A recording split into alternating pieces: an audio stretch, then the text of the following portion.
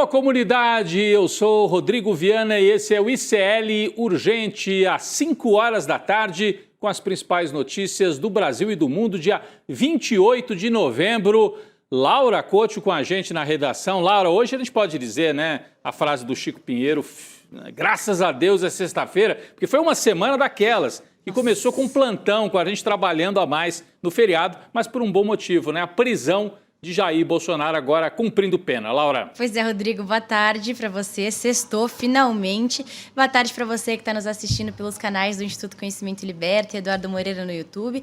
Muito boa tarde para você que está nos ouvindo pelas diversas plataformas. Deixa aí seu like, se inscreve no canal e comenta de onde você está vendo o ICL Urgente. Vamos lá, Rodrigo. Vamos lá, Laura. Então, uma semana de muito trabalho para os jornalistas, mas uma semana boa para a democracia brasileira, né? Boa tarde para você que mora nesse país em que a emissora que apoiou o golpismo abertamente em 2022 começa a pagar pelos absurdos cometidos. Estou falando da Jovem Pan, rádio, canal no YouTube, apoiou aquele discurso contra as urnas, o discurso contra a democracia.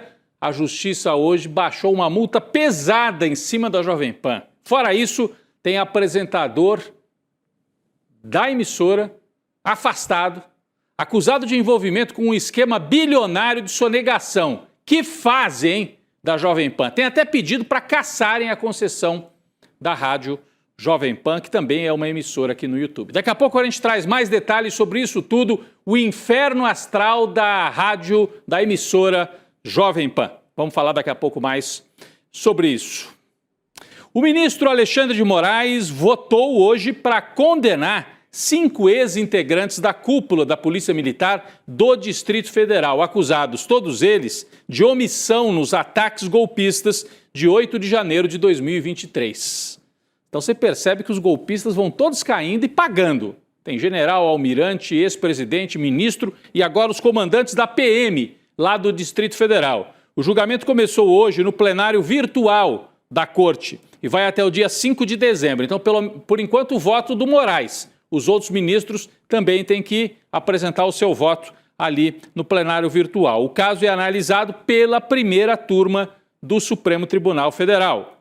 Alexandre de Moraes votou para condenar os seguintes personagens. A gente tem aqui um quadro com a carinha deles, né? E para você relembrar quem são. Não são tão conhecidos fora do Distrito Federal, mas também réus por golpismo e condenados pelo voto de Alexandre de Moraes. O ex-comandante-geral da PM, Fábio Augusto Vieira. O ex-subcomandante, Clepter Rosa, que é esse aqui, o segundo, né? Depois a gente vai para mais 3 coronéis que participaram ali. Jorge Eduardo Naime, Paulo José Bezerra e Marcelo Casimiro Vasconcelos. O ministro votou para absolver esses outros dois aqui, os dois últimos aqui desse quadro. O ministro votou para absolver o major Flávio Silvestre de Alencar e o tenente Rafael Pereira Martins. Então é importante separar. Esses dois aqui são réus, eram réus, mas segundo o ministro não devem ser condenados. Vamos ver o voto dos outros ministros da primeira turma. Os outros 1, 2, 3, 4, 5 réus têm condenação decidida já pelo ministro Alexandre de Moraes. Os 7 réus estão em liberdade provisória, utilizando tornozeleiras eletrônicas. Por enquanto, nenhum deles tentou arrancar a tornozeleira com ferro de solda. Laura Couto tem mais detalhes sobre esse julgamento. Rodrigo, o ministro Alexandre de Moraes propôs penas de 16 anos aos réus, o que inclui 13 anos e 6 meses de reclusão e 2 anos e 6 meses de detenção, além de 100 dias multa e a perda de cargos públicos. O ministro considerou que os 5 militares cometeram os seguintes crimes: tentativa de abolição violenta do Estado Democrático de Direito, golpe de Estado, dano qualificado contra o patrimônio da União e deterioração do patrimônio tombado. Segundo a PGR, apesar de terem meios para evitar os ataques e a depredação na Praça dos Três Poderes, a cúpula da PMDF se omitiu. Ou seja, eles sabiam e não fizeram nada, Rodrigo. É isso, Laura. Importante responsabilização dos policiais militares, dos comandantes que deixaram Brasília ao Deus dará naquele dia trágico para a democracia brasileira, com a invasão da Praça dos Três Poderes. Mas me chama a atenção um fato, Laura. É bom que os PMs, que os comandantes da PM sejam punidos, mas cadê o governador? Porque você veja, no caso federal, estão punidos os militares golpistas, já cumprindo pena, e também o chefe do golpismo, Jair Bolsonaro. Mas e no caso do Distrito Federal? Por que que esse homem aqui não foi denunciado, não foi julgado? Por que que ele é protegido, o Ibanez Rocha? Você pune os comandantes da PM e preserva o Ibanez? O governador tem ligações aí que a gente não sabe direito quais são. Por que que ele é tão protegido? Agora está enrolado também no caso do Banco Master, mas nesse caso do golpe de Estado, os policiais militares, os comandantes, ele é o comandante. Ele está acima dos coronéis que estão aí punidos e dos comandantes da Polícia Militar. Por que que o Ibanez não está julgado, não está sendo responsabilizado pelo que aconteceu? Eu deixo a pergunta aqui, é um personagem que não pode passar batido por tudo isso e agora ainda enrolado nesse escândalo bilionário do Banco Master. Pessoal, vamos trocar aqui a página, mas ainda no mesmo assunto, do bolsonarismo. Mais que amigos, brothers. Mas será que são brothers mesmo? Eu estou falando do Eduardo Bolsonaro e do Tarcísio. Eduardo Bolsonaro respondeu hoje a uma coluna do site UOL, que foi publicada trazendo como manchete a possibilidade de que Eduardo apoie o Tarcísio se for a única maneira necessária de derrotar o Lula em 2026. Logo depois que saiu essa manchete, o Eduardo foi para as redes sociais fazendo ressalvas à manchete, e ele tinha sido a fonte da entrevista dessa manchete, mas ele não gostou da maneira como acabou sendo divulgada. E aí ele publicou nas redes dele uma espécie de resposta à matéria do UOL. A gente tem um quadro aqui com a mensagem, primeiro aqui desse lado, a manchete do UOL, Eduardo Bolsonaro admite apoio a Tarcísio como um voto anti-Lula. Parece quase uma torcida do UOL para que o bolsonarismo apoie o Tarcísio. O Eduardo, percebendo que estava sendo usado pelo UOL para ajudar a candidatura do Tarcísio, respondeu, está aqui do lado, e falou: sempre disse que onde o PT estiver, eu estarei do outro lado. Se for o macaco Tião contra o Lula, eu prefiro o macaco Tião. Ele está se referindo a um personagem numa eleição no Rio de Janeiro, que é um personagem fictício que teve um monte de voto lá em 1988. Aí ele diz: mas não conte comigo para esconder a pretensão de quem tiraria proveito da tortura feita contra meu pai ou contra qualquer inocente. Tarcísio é o candidato que o sistema quer e eu sempre serei claro e verdadeiro com meus eleitores e apoiadores. Então ele está dizendo: não contem comigo para esconder a pretensão de quem tira proveito da tortura feita contra o meu pai. Quem tira proveito, no entendimento do Eduardo, é o Tarcísio, que finge que está preocupado, mas na verdade quer que o Jair Bolsonaro mofe na cadeia para o Tarcísio herdar os votos. Então o Eduardo percebe bem esse jogo e isso mostra o desarranjo que existe entre eles, entre a família Bolsonaro e o Tarcísio. Aí ele segue aqui falando que uma pessoa de princípios, ao ver que mantém em cárcere privado um sujeito apenas para beneficiá-lo, deveria ser a primeira a recusar a candidatura. Então ele diz que o Tarcísio deveria recusar a candidatura. Olha só a que ponto que o Eduardo chegou no enfrentamento com o Tarcísio, lembrando que ontem o Paulo Figueiredo, que é o papagaio de pirata do Eduardo, disse que em uma semana eles, a máquina bolsonarista, destrói qualquer candidato da turma de Tarcísio, Ratinho e do Centrão que ousar roubar a bandeira da direita da mão da família Bolsonaro. Então, o clima está pesado entre eles, hein? O clima está pesado. Eduardo não gostou nada de ser usado na manchete para favorecer o Tarcísio e saiu respondendo. Do outro lado, o governador de São Paulo continua com as suas pérolas, com as suas declarações. Laura tem mais detalhes sobre isso. Rodrigo, mesmo levando soco de todos os lados, o Tarcísio está querendo capitalizar pautas que unem o Centrão e o bolsonarismo. E nessa semana, o governador de São Paulo defendeu a adoção da prisão perpétua no Brasil para determinados tipos de crime. Ele disse o seguinte, abre aspas, a mudança de legislação é bem-vinda, é necessária. Eu defendo algumas mudanças que sejam até radicais, que a gente comece a realmente enfrentar o crime com a dureza que o crime merece ser enfrentado. Eu não acho, por exemplo, nenhum absurdo ter a prisão perpétua no Brasil. Foi isso que ele disse, Rodrigo.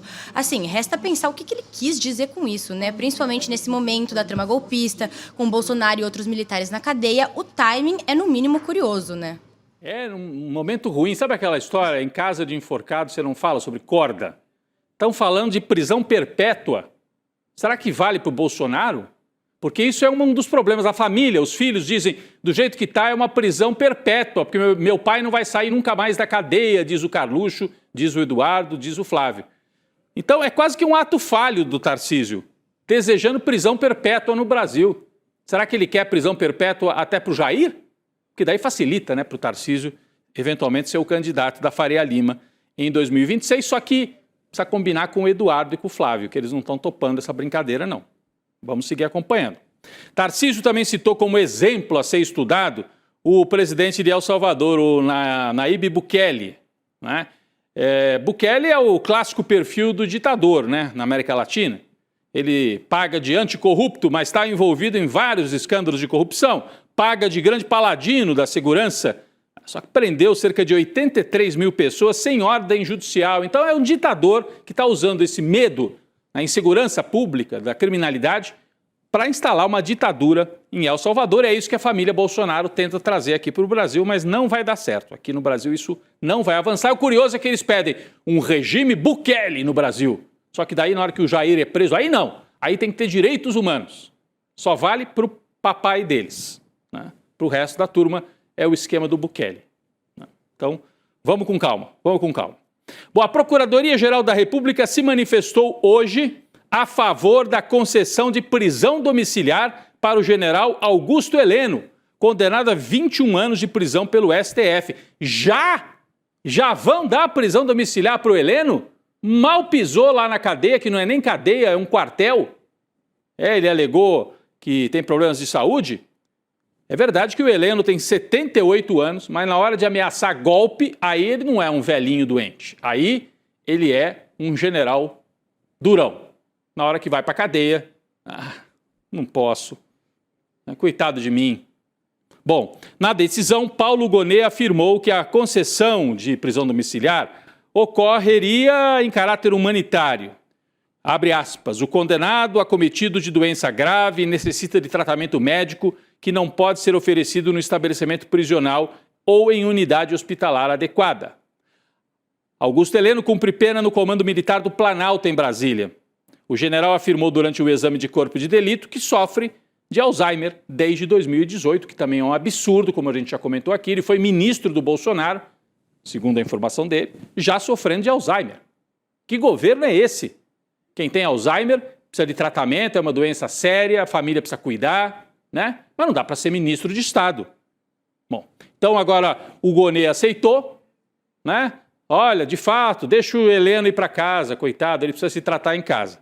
O próximo passo, claro, é a resposta do ministro Alexandre de Moraes. Certamente vai pedir mais laudos, mais exames, ou já está com esses exames na mão, né? Porque o Gonet deve ter pedido isso por ter tido acesso a exames clínicos. E se mostrarem que ele tem o Alzheimer, e se isso for um direito dele, que se cumpra. Repito, direitos humanos agora eles querem. Passaram a vida dizendo que bandido tem que apodrecer, que condenado tem que apodrecer na cadeia. Só que querem ir para casa. Agora, se for a lei, estiver correta, vale. É melhor assim, general Heleno, do que na época do senhor em que se torturava os opositores ao regime, à ditadura militar. Agora é democracia, o senhor pode até pedir prisão domiciliar. Vamos ver, vamos ver. Bom, uma notícia para a gente ficar revoltado. O deputado Alexandre Ramagem, bolsonarista, golpista, que está foragido nos Estados Unidos, gastou milhares de reais com contratos feitos pelo seu gabinete durante essa fase em que ele já estava fora do Brasil. É a denúncia que aparece aqui nesta matéria do nosso colega Kleber Lourenço, no site, no ICL, com base na documentação oficial da Câmara dos Deputados. O Kleber teve acesso, esse material todo é público, são notas fiscais, são contratos que têm caráter público. Então, ele está gastando, enquanto está fora do Brasil, segue o gabinete dele gastando adoidado aqui. Sem contar aqueles R$4.000 em postos de gasolina, que a gente citou ontem, né, Laura? Agora são outros contratos, outros gastos feitos pelo gabinete. Explica para a gente, por favor, Laura Couto.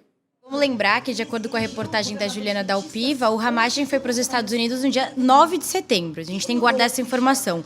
E aí, segundo dados do site da Câmara, entre setembro e outubro de 2025, o Ramagem gastou quase R$10 mil com divulgação da atividade parlamentar, que é identificado como elaboração de estratégias digitais, edição de vídeos e gestão de redes sociais, entre outras coisas. Mas, além disso, Rodrigo, o Ramagem assinou um contrato de quase R$5 mil referente ao aluguel de um carro blindado no Brasil.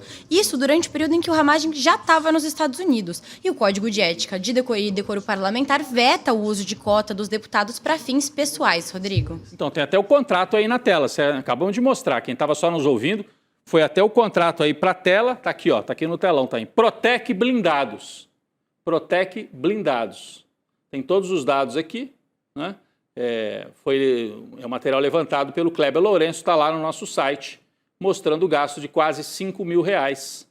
Alexandre Ramagem Rodrigues, gasto feito pela Câmara dos Deputados, blindagem lá na Barra da Tijuca, no Rio de Janeiro. Para que ele queria blindar carro se ele está escondido em Miami? Blindando o carro para quem? É a pergunta que ele vai ter que responder. Falando ainda da extrema-direita com os seus rolos na justiça, olha essa, gente. Uma família da pesada, né? Parece chamada de filme antigo da Sessão da Tarde, né? Uma família da pesada. Uma operação da Polícia Civil do Distrito Federal prendeu Gilberto Firmo, tio de quem? Da ex-primeira-dama do Brasil, Michele Bolsonaro. Olha ele aqui, ó. Olha ele aqui. Olha a figurinha aqui na manchete.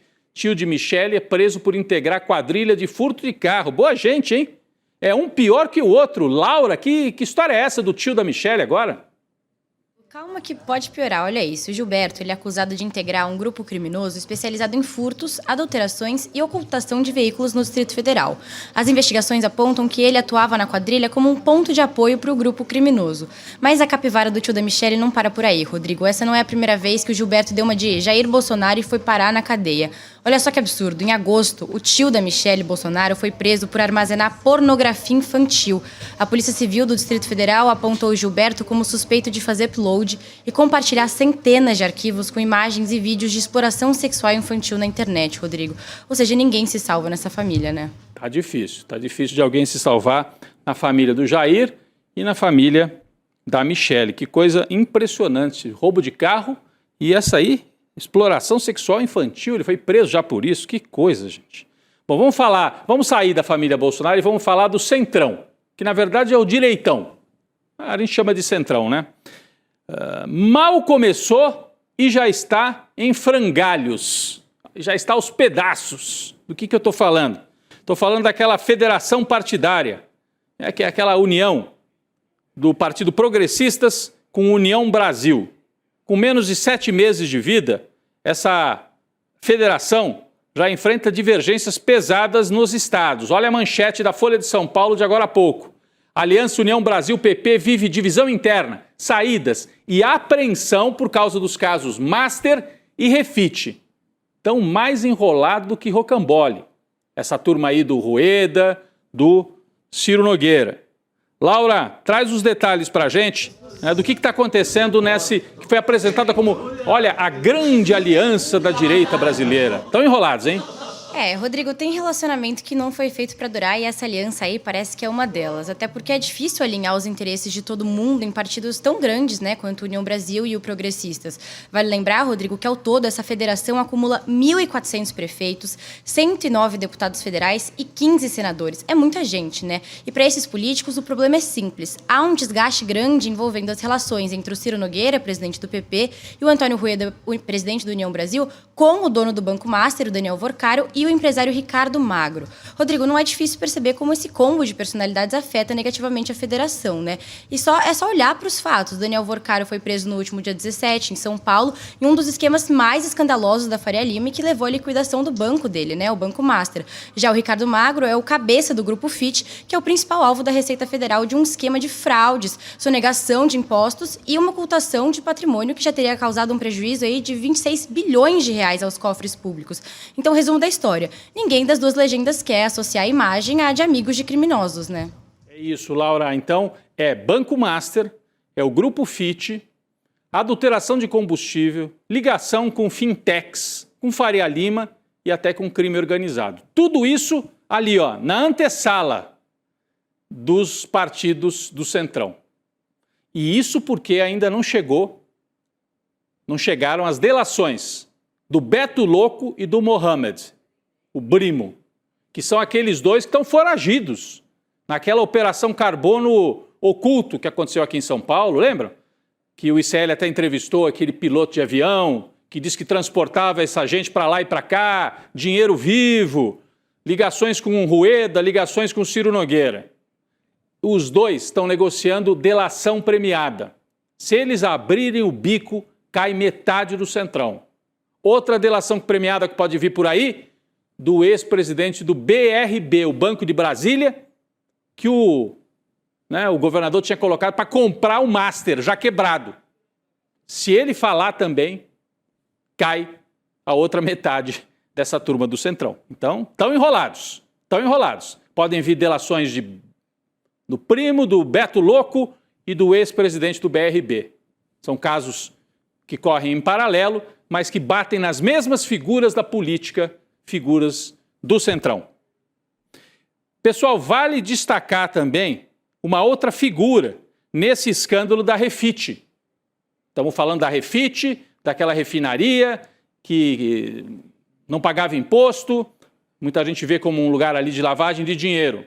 Bom, estamos falando de um sujeito chamado Cristiano Beraldo, comentarista da Jovem Pan, dirigente do grupo de extrema-direita MBL, que agora virou até um partido, chama Missão. Cristiano Beraldo ajudou a financiar o MBL e o Missão, era dirigente desse movimento. E era comentarista até ontem da Jovem Pan, cotado para ser candidato por esse partido Missão. Bom, por que eu estou falando do Beraldo? Acho que nós temos imagem dele aí, né? Se quiser colocar o Beraldo aí. Ele está entre os alvos da operação. Olha aí a fotografia dele. É esse aqui, ó. É o Beraldo. Todo engomadinho, todo arrumadinho, né? Comentarista da Jovem Pan. Ele está entre os alvos da Operação Poço de Lobato, que investiga suspeitos de participação num esquema de sonegação fiscal associado à refinaria Refit. Olha ele aí, ó. Olha ele aqui, né? O Beraldo. O Ministério Público afirma que Beraldo administra empresas offshore nos Estados Unidos com endereços que coincidem com as estruturas ligadas a Ricardo Magro. Ricardo Magro, que é o dono do Refit. É um monte de nome, né? Mas vai se acostumando com esses nomes. Agora estamos falando do Beraldo.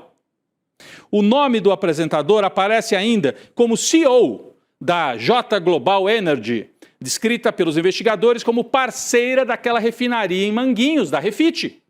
Então ele está em várias pontas. Com o escândalo, Beraldo foi para as redes sociais informar que está se afastando da Jovem Pan e do MBL para focar em responder eventuais questionamentos às autoridades. A gente tem o print aqui, ele tuitou, né? Esse aviso, estou me retirando da Jovem Pan. Ele diz, fui surpreendido com a notícia de que meu nome consta como um dos alvos na operação de sonegação tributária. Ainda estou apurando os detalhes, que posso afirmar que tenho um histórico profissional de mais de 25 anos e todas as minhas atividades sempre foram e continuam sendo lícitas. Atualmente trabalho nos Estados Unidos. Enquanto isso, afasto-me das atividades na Jovem Pan e da militância política para focar em responder os questionamentos das autoridades. Então ele falou adeus para a Jovem Pan, saiu do ar. E o pessoal do MBL correu para jogar o Beraldo para os leões, rapidinho. A gente tem o print aqui também da nota oficial do MBL. Tá aqui, ó. O compliance, olha como eles são chiques, hein? O compliance do Movimento Brasil Livre tomou ciência da inclusão do nosso amigo e colaborador Cristiano Beraldo, que também é apresentador da TV Jovem Pan, numa investigação concernente à empresa em que ele presta serviço dos Estados Unidos. O Beraldo se comprometeu a atender os desígnios, ato contínuo, pediu o desligamento do movimento. Ele era líder, financiador e cotado para ser candidato, porque agora o MBL virou partido Missão. Então, está enrolada a Jovem Pan, está enrolado o MBL, mas eu diria que o inferno astral maior é da Jovem Pan, porque o Beraldo é só uma parte do problema. Laura Couto traz para a gente. A Jovem Pan recebeu uma multa grandinha até, né? Pelo que fez no passado, aí não tem a ver com o Beraldo, pelo que fez em 2022, naquele período golpista. Laura. Não tá um dia fácil, né? A Justiça Federal condenou a emissora Jovem Pan a pagar R$1,5 milhão por danos morais coletivos. A sentença reconheceu que a emissora participou de uma campanha de desinformação em 2022 que buscava descredibilizar instituições públicas e o processo eleitoral brasileiro. Vocês devem lembrar bem disso, né? Durante as eleições. O Ministério Público Federal informou que vai recorrer por considerar que a sentença não impôs consequências suficientes, Rodrigo. O Ministério Público também vai pedir para que a licença da emissora seja efetivamente cancelada para que a indenização à coletividade seja feita em patamar maior, proporcional aos danos causados nas falas deles. Ou seja, então é multa de R$1,5 milhão, pelo que fizeram em 22, mas o Ministério Público está recorrendo porque achou que é pouco. Eu também acho. R$1,5 milhão de multa para um grupo desse tamanho? Então o Ministério Público quer cassação da concessão pública. Os caras defenderam um golpe e vai ficar por isso mesmo? Paga uma multa e sai assim? Não dá, né? Então, vamos seguir acompanhando. Caiu a casa para a Jovem Pan duplamente. Apresentador afastado, envolvimento em sonegação e multa pesada e pedido do Ministério Público para revogação da concessão da rádio Jovem Pan. Enquanto isso, pessoal, do lado do governo, o Lula, apesar desse confronto com o Congresso e com o Centrão, está acumulando vitórias. Essa semana aprovou, assinou a isenção de imposto de renda e vai fazer uma rede, Foi anunciado agora há pouquinho, essa notícia de agora, nós vamos trazer aqui para a tela. O presidente Lula vai para uma rede nacional, Lula convoca a Rede Nacional de Rádio e TV e dirá que isenção do imposto de renda é sua maior conquista. Então vai conversar com o povo lá na ponta, não é rede social, é a velha rede de rádio e TV. O presidente Lula vai para a televisão para falar sobre a importante aprovação de isenção de imposto de renda para quem ganha até R$5 mil. Eu vou passar aqui para um outro assunto. O pessoal que está confrontando com o Lula não está muito bem também politicamente, Eu vou para o caso aqui do Hugo Motta, é o nosso item 4 aqui adiante, Presidente da Câmara passando vergonha de novo, Hugo Motta. Hoje a Justiça negou um pedido do Motta que queria retirar outdoors críticos a ele, que estão espalhados pelas ruas lá na Paraíba, com críticas aos votos na PEC da bandidagem. Laura, o Motta perdeu mais essa, foi isso? Rodrigo Motta ficou bem irritado hoje. Esses outdoors espalhados pela cidade de Campina Grande, na Paraíba, traziam os nomes de Hugo Motta e de mais 9 parlamentares do estado com a seguinte frase: eles votaram sim para proteger políticos que cometeram crimes. Esses outdoors foram instalados pelo Sindicato dos Trabalhadores Federais da Educação Básica, Profissional e Tecnológica da Paraíba. E essa movimentação acabou chamando, claro, a atenção do Hugo Motta. O presidente da Câmara enviou uma notificação extrajudicial exigindo a remoção dos outdoors. O Motta também processou o sindicalista José Araújo Pereira, que é o coordenador da entidade, mas nem tudo sai do jeito que o Centrão quer, Rodrigo? Na decisão, o juiz federal negou o pedido de remoção e deu ganho de causa para o sindicalista, defendendo que ocupantes de cargos públicos estão sujeitos a críticas, Rodrigo? Mas cadê a liberdade de expressão que eles tanto falam e tanto defendem, Pois é, nesse caso vale a frase: perdeu Playboy pro Motta.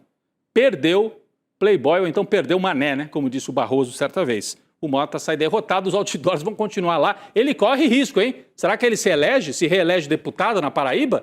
O Chico Sá tem dito bastante isso.